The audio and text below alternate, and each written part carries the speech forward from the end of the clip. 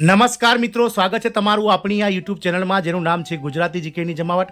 મિત્રો, આજના વિડીયોમાં આપણે વાત કરવા જઈ રહ્યા છીએ EPS 95 પેન્શન ધારકો કે જેમનું સંખ્યાબળ સમગ્ર દેશમાં 78 લાખ કરતાં વધારે છે. તેમણે મિત્રો બજેટમાં મિત્રો નાણામંત્રી સમક્ષ જે છે તે અપેક્ષાઓ રાખી હતી કે ક્યાંક ને ક્યાંક સરકાર આ વખતે EPS 95 પેન્શનના જે હાયર પેન્શનનો મુદ્દો છે, મિનિમમ જે પેન્શનનો મુદ્દો છે તેને લઈ અને મિત્રો ચર્ચા કરશે, પરંતુ એવું કંઈ પણ ના બન્યું. ગતરોજ 23 જુલાઈના રોજ નાણામંત્રી શ્રીમતી નિર્મલા સીતારામન દ્વારા જે કેન્દ્રીય બજેટ રજૂ કરવામાં આવ્યું વર્ષ 2023-24-25નું પૂર્ણ કદનું, તેમાં EPS 90 પેન્શન ધારકો માટે કોઈપણ જાતનું મિત્રો જાહેરાત કરવામાં નથી આવી. આથી મિત્રો આ EPS 95 પેન્શન ધારકો હવે મિત્રો જે છે તે લડાયક મૂડમાં આવી ગયા છે અને આગામી સમયમાં વિવિધ આંદોલનાત્મક પ્રવૃત્તિઓ કરી અને સરકારને ફરીથી ભીંસમાં લેવાની જે છે કોશિશ જે છે તે 78 લાખ જેટલા EPS 95 પેન્શન ધારકો કરવા જઈ રહ્યા છે. તો જાણીએ મિત્રો શું છે આગળની મિત્રો રણનીતિ આ EPS 95 પેન્શન ધારકોની, અને સરકાર શા માટે મિત્રો નથી વધારી રહ્યા EPS 95 પેન્શન ધારકોનું જે પેન્શન છે તે તમામ માહિતી આજના વિડીયોમાં આપ સુધી પહોંચાડી. તો વિડીયોના અંત સુધી બન્યા રહેશો, અને જો ચેનલમાં નવા હોય તો અમારી ચેનલને તમે સબસ્ક્રાઇબ કરી બાજુમાં રહેલું બેલ આઇકોન દબાવી ઓલ નોટિફિકેશન ઓન કરો, જેથી કરીને ચેનલ પર મૂકવામાં આવતા વિવિધ ભરતીના નોટિફિકેશન, વિવિધ ભરતીના પરિણામ, જીકેના વિડીયોઝ, સરકારી કર્મચારી પેન્શન યોજનાને લગતા પરિપત્રો તમને સરળતાથી ચેનલના માધ્યમથી ઉપલબ્ધ થઈ જાય. તો મિત્રો EPS 95 પેન્શન ધારકો કે જેમનું સંખ્યાબળ 78 લાખ કરતાં વધારે છે, અને ગત વખતની જે લોકસભાની ચૂંટણી છે તેના પહેલાં મિત્રો EPS 95 પેન્શન ધારકો નાણામંત્રીને મળ્યા હતા અને તેમણે મિત્રો બજેટમાં જે છે તે મિત્રો નવી સરકારની રચના સાથે તમારા જે મુદ્દા છે તેને સાંભળીને ચર્ચા કરવામાં આવશે તેવું મિત્રો હૈયાધારણા આપી હતી. પરંતુ ગતરોજ 23 જુલાઈના રોજ નાણામંત્રીએ જે બજેટ રજૂ કર્યું વર્ષ 2024-25નું પૂર્ણ કદનું, તેમાં EPS 95 પેન્શન ધારકોનું જે છે તે મિત્રો નામ સુદ્ધા લેવામાં ન આવ્યું હતું. જેને લઈને ગતરોજ મિત્રો EPS 95 પેન્શન ધારકો યુનિયનના લીડર્સ તેમણે એક મિટિંગનું આયોજન કર્યું હતું, અને મિત્રો આ મિટિંગમાં જે છે તે હવે આગામી સમયમાં વિવિધ આંદોલનો કરી અને સરકારને ફરીથી ભીંસમાં લેવાની જે છે તે રણનીતિ ઘડાઈ હતી. મિત્રો હવે EPS 95 પેન્શન ધારકો મિત્રો જે છે તે મિત્રો શાંતિથી બેસશે નહીં, કારણ કે આજના મોંઘવારીના જમાનામાં મિત્રો 1000 રૂપિયા જેટલું મિનિમમ પેન્શન જે કર્મચારીઓને મળે છે તેનાથી મિત્રો જીવન નિર્વાહ ચલાવવો ખૂબ જ મિત્રો જે છે તે મુશ્કેલ બની ગયો છે. જેને લઈ અને EPS 95 પેન્શન ધારકો જે છે તે હાયર પેન્શન 7,500 રૂપિયા પ્લસ મેડિકલ પ્લસ મોંઘવારી વગેરે જેવા મુદ્દાઓને લઈ અને ઘણા લાંબા સમયથી સરકાર સમક્ષ રજૂ કરી રહ્યા છે. પરંતુ સરકાર જે છે તે દર વખતે એક જ જવાબ આપે છે કે EPS 95 પેન્શન ધારકોનું જે પેન્શન છે તે સરકાર હાલમાં બજેટ ના હોવાથી મિત્રો વધારી શકે તેમ નથી. ગતરોજ મિત્રો નાણામંત્રી પંકજ ચૌધરી દ્વારા જે છે તે આ પ્રશ્નનો જવાબ આપતા તેમણે જણાવ્યું હતું કે EPS 95 પેન્શન ધારકોનું પેન્શન વધારવા સરકાર પાસે પૂરતું ફંડ નથી, એટલે કે હાલમાં સરકાર જે છે તે EPS 95 પેન્શન ધારકોનું પેન્શન જે છે તે વધારી શકતી નથી.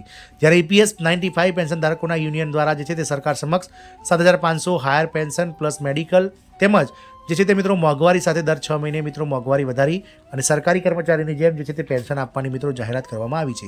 આ EPS 95 પેન્શન ધારકોની જે 78 લાખ પરિવારો છે તેમની નારાજગી સરકારને ક્યાંક ને ક્યાંક લોકસભાની ચૂંટણીમાં ભોગવવી પડી છે. છતાં પણ સરકાર આ વખતની ચૂંટણીમાં મિત્રો કોઈ પણ બોધપાઠ લીધો નહીં, અને સરકાર તેમના વિશે જે છે તે મિત્રો ફરીથી જે છે તે સભાનતા રાખીને અને ફરીથી મિત્રો EPS 95 પેન્શન ધારકો પર જે છે તે મિત્રો તેમના મુદ્દાઓને સરકારે ચર્ચા કરી નથી. જેને લઈ અને મિત્રો આગામી સમયમાં EPS 95 પેન્શન ધારકો જે છે તે લડાયક મૂડમાં આવી જશે, આક્રમક મૂડમાં આવી જશે તેવું સ્પષ્ટપણે દેખાઈ રહ્યું છે, કારણ કે હવે પછી મિત્રો ઓગસ્ટ મહિનામાં જે તે વિવિધ જે છે તે આંદોલનાત્મક પ્રવૃત્તિઓ આ જે છે તે EPS 95 પેન્શન ધારકો માટે દ્વારા થઈ શકે છે. સરકારને મિત્રો ફરીથી ભીંસમાં લેવાનો કોશિશ કરશે અને પોતાની જે માંગણીઓ છે EPS 95 પેન્શન ધારકોની તેને જે છે તે પૂરી કરાવવા માટે સરકારને કોઈપણ રીતે મિત્રો આંદોલનો કરી તેમજ મિત્રો વિવિધ દેખાવો કરી જે છે તે મિત્રો તેઓ આ જે છે તે પોતાની માંગણીઓ સરકાર સમક્ષ રજૂ કરી સરકારને ભીંસમાં લેવાની કોશિશ ચોક્કસ કરશે. મિત્રો જ્યારે ભાજપ 2014માં મિત્રો વિપક્ષમાં બેઠો હતો ત્યારે તેણે EPS 90 પેન્શન ધારકો લઘુ પેન્શન રૂપિયા 3,000 પ્રતિ માસ કરવાની માંગણી કરી હતી.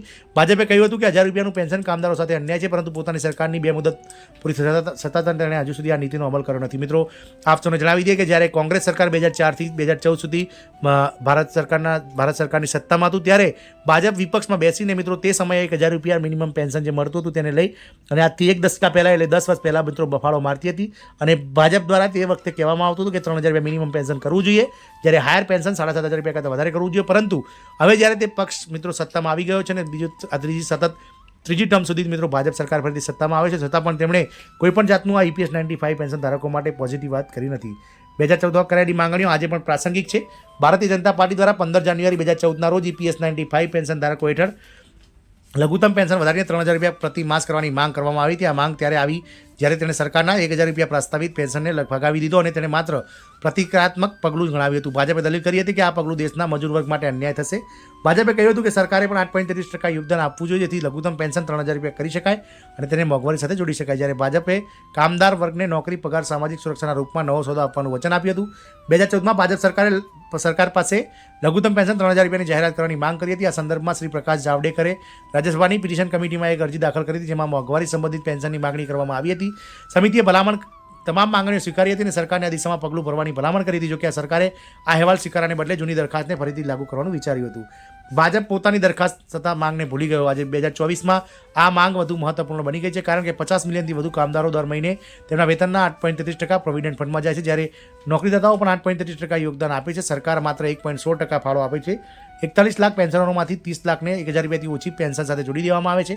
હાલમાં સરકાર તેનું યોગદાન 1.16%થી વધારીને 1.69% કરવાની યોજના બનાવી રહી છે, જેને ભાજપે તે સમયે અપૂરતું ગણાવ્યું હતું. પરંતુ આજે તેની પોતાની સરકારની આ બીજી મુદત પૂરી થઈ ગઈ અને ત્રીજી મુદત શરૂ થઈ ગઈ છે, છતાં પણ તેણે આ નીતિનો અમલ કર્યો નથી. મિત્રો, તત્કાલીન કોંગ્રેસ સરકારની ટીકા કરી હતી. પ્રેસ કોન્ફરન્સમાં ભાજપના નેતા પ્રકાશ જાવડેકરે યુપીએ સરકારને સૌથી મજૂર વિરોધી સરકાર ગણાવી હતી. ભાજપે કહ્યું હતું કે કામદારોના અધિકારોની સુરક્ષા અને ન્યાયની માંગણી માટે સંઘર્ષ ચાલુ રહેશે, પરંતુ ભાજપ સરકારે પોતાની સરકાર બનતાની સાથે જ આ વાતને સરકાર દ્વારા ભૂલી ગયો હતો. આ મિત્રો EPS 95 પેન્શન ધારકોની લઈને જ્યારે એક દશકા પહેલાં જ્યારે વિરોધ પક્ષમાં બેઠેલા ભાજપ બળાપો મારતો હતો, પરંતુ આ ત્રીજી ટર્મમાં મિત્રો સતત ચૂંટાઈને આવવા છતાં આ પક્ષ જે છે તે આ EPS 95 પેન્શનરો કે જેમનું સંખ્યાબળ 78 લાખ છે, તેમના પ્રત્યે મિત્રો જે છે તે મિત્રો પોતાનું વલણ જે છે તે નિકરો રાખી રહ્યું છે. મિત્રો, આશા રાખીશું કે આગામી સમયમાં આ જે EPS 95 પેન્શન ધારકો છે તે પોતાની માંગને વધુ ઉગ્ર બનાવશે અને સરકાર સમક્ષ જે છે તે મિત્રો વિવિધ આંદોલનો કરી અને તેમના જે છે તે માંગને સરકાર સમક્ષ પહોંચાડવાની કોશિશ કરશે. જય હિન્દ, અસ્તુ.